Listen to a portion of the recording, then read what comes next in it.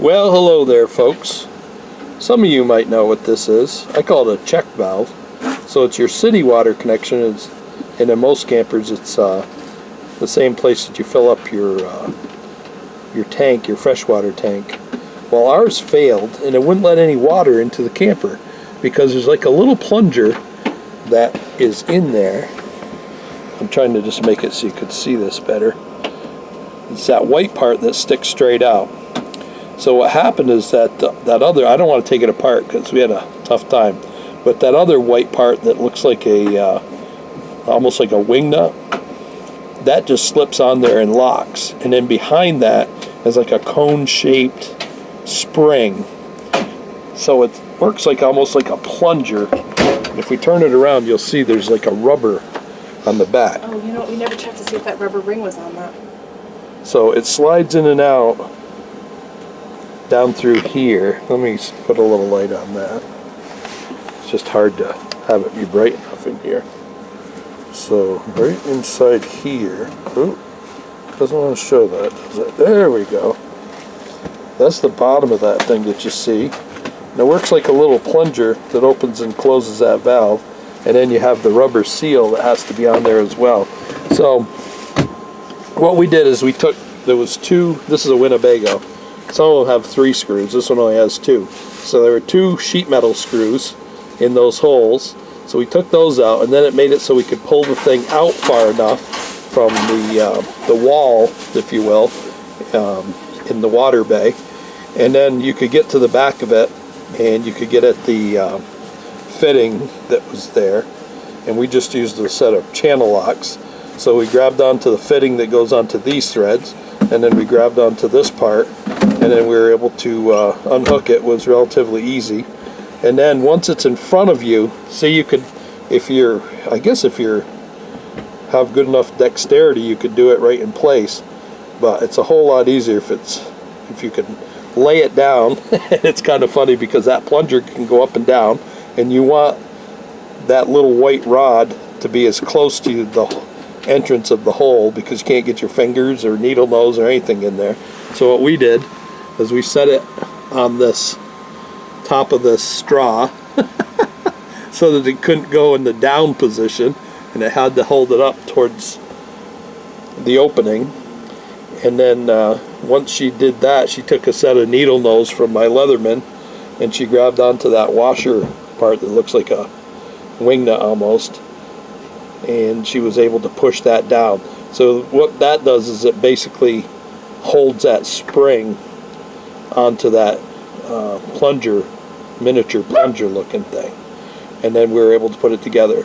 So we had all the parts. It somehow, I don't know if it's from water pressure or whatever, just came apart and it wasn't working properly. So now we'll put it back together and we'll check this. And I think what I'm going to do is I'm going to go to the RV store today, and I'm going to pick up another one of these just to have it on hand in case this comes apart again and fails. Because the problem we had, we couldn't get the camper to take on water, and consequently we weren't able to fill the fresh water because of it, and we weren't able to use the city water connection because of it. So that's not good if you don't have water. So we went to the RV store after we fixed this one, and we found this one. Got the price right on it. I think you can buy them online for $15 or $16, but we wanted to have one in hand because we're leaving, so we couldn't have one shipped to us. So it's basically the same thing, looks a little bit different. It's got 3 holes instead of 2, but we'll take care of that problem. Just stays in there with a couple of sheet metal screws. So I think what we decided is we're going to put the new one in, and then we'll save this one since we fixed it. It'll be a spare in case we ever have a problem with this one. So we'll start with a nice new one, so hopefully we won't have any trouble. So we're going to put that back in right now. So I wanted to show you what this looks like when you take that out. This will come forward, so it makes it easier to hook that up. So that's what we're going to do right now, and then we're going to give it a try. So we haven't put the screws in the mounting plate yet, because I wanted to try it first to make sure there was no leaks. So we held on to this back part here. Oh, where are we here? We held on to this with the bigger channel locks, and then we got the crescent wrench because we didn't have a wrench big enough with us for this part, and we snugged this up until it seemed tight enough.